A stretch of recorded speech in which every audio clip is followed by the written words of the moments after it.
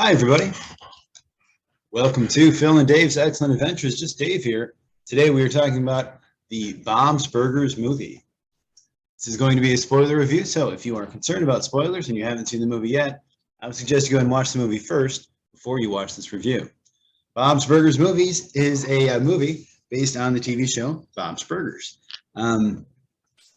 As far as the story goes, the sidewalk that they've been showing for years now in the show finally burst. The water pipe underneath burst, and they find, it stops them from being able to do business for a while. Bob and Linda need to get a loan taken out of their house. They find a dead body. A lot of stuff happens, basically. So as far as what I liked about the movie, overall, the humor is there. It's that traditional kind of Bob's Burgers humor. If you're a fan of the show and you're a fan of that style of humor, then I'm sure you'd like it.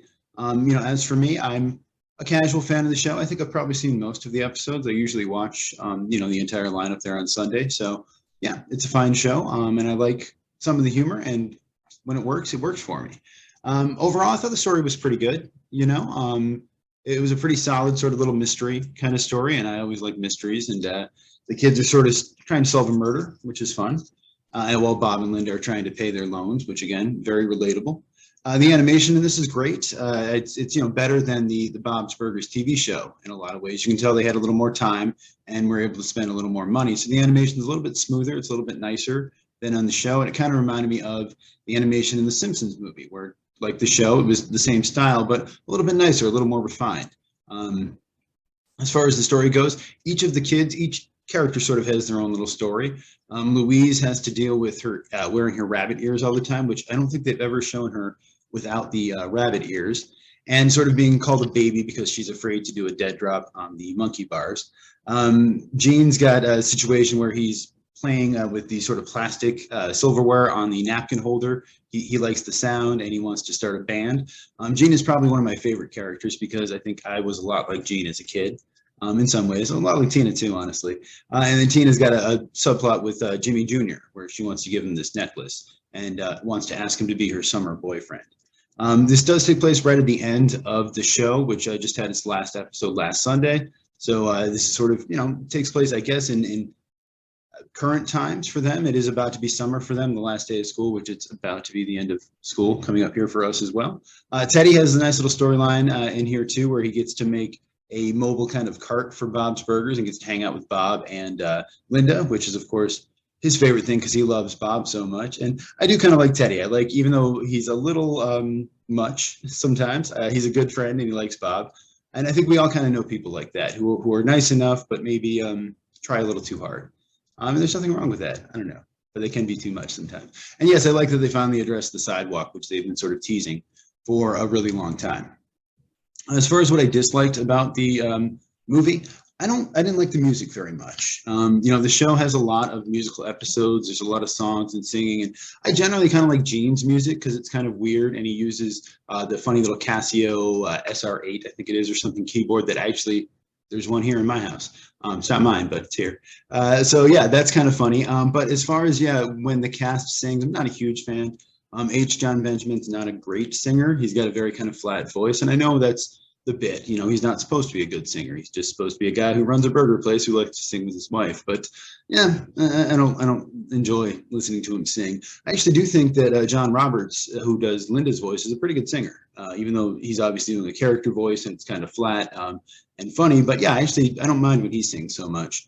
And David Wain, though, same thing, where he has sort of a very long song toward the end, and it's sort of sung intentionally badly. Like, it's sung in a key that's too high for him to sing, and it's bad, and it's kind of hard to even understand what he's saying as he's sort of explaining a fair amount of exposition. Later he sings in more of his normal voice and it's not as bad, but again, I know they're intentionally, I assume they're intentionally trying to make it sound bad. I'm just, I'm not a fan of the, oh yeah, we know it's bad, but it's still bad kind of thing.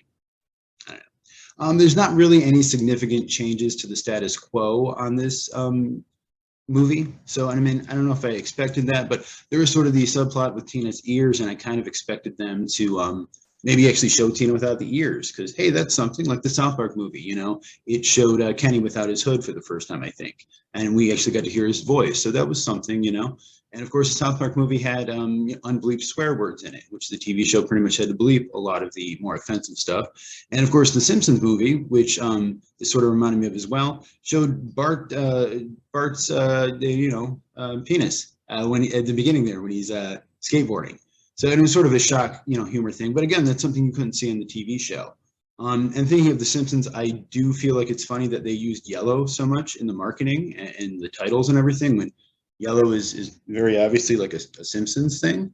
And it's even a very similar shade of yellow. So, and Matt Groening intentionally used that very specific shade of yellow so that when people saw it flash by on a TV, they would say, oh, that's The Simpsons. So this, unfortunately, unlike the Simpsons movie for me or the South Park movie, this kind of just felt like a really long episode of the show. I mean, a lot does happen, but a lot happens on the show all the time too. So I feel like if they would have done something where they went to another country or they went on vacation or something big and significant happened in this that sort of made you go, oh, okay, that's what happened in the movie. Whereas this, what happened in the movie? Oh, the pipe burst and then the kids found a dead body. And, that I feel like could have been an episode of the TV show. And then, again, this is a spoiler review, but I thought it was pretty obvious that Grover was the killer. Mostly because when he popped up, I'm like, who is this guy? I feel like I've seen him before. He's in the show, right? But not very often. And so when it seemed like, one of the fish odors was the killer, it's like, well, it's probably not going to be Felix or his brother Oscar. So it's going to have to be Grover, and it was. And I think the story itself made sense, and the way they kind of had it work out was fine. But it was also pretty obvious.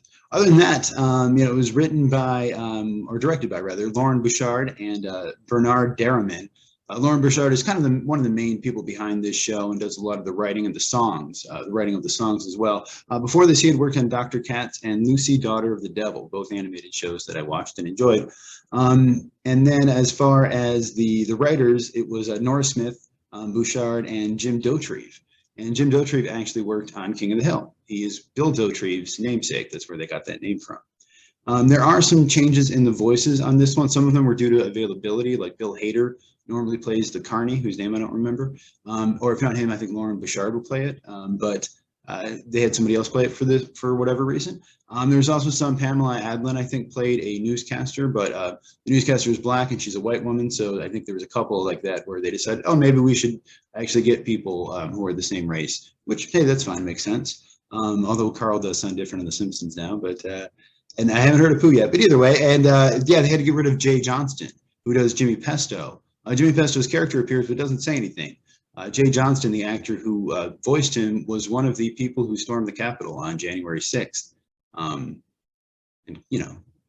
basically decided to become a domestic terrorist. So not a great career move. He's still out there. He hasn't been arrested or anything. I don't know what he's doing exactly, but yeah, so probably won't be seeing any more Jimmy Pesto for a while, or he's going to sound different. It is interesting. This is a hand-drawn animation. We haven't really seen any hand-drawn animation, at least not from the major studios in a long time. I think Fox's last thing was the Simpsons movie in like 2006 or something. And there was a hand-drawn Winnie the Pooh, I think, in 2009 or so that Disney put out. But other than that, yeah, I mean, there's some that Irish company that did, the Book of Kells and all that, and some other, various Asian companies that do Japanese stuff. But yeah, as far as American stuff, it's mostly all CGI. So it's cool to see hand-drawn animation. I haven't seen that in a while. And I did notice there's some Scandinavian animators listed. So I guess I knew a lot of stuff's animated in Japan and Korea and even places like France. I wasn't really aware of the Scandinavian animation. So that was just interesting to me. There is a post-credit scene at the end. It's very brief, and it's just sort of a fantasy of Tina riding on a horse with Jimmy Jr. and some zombies, I think.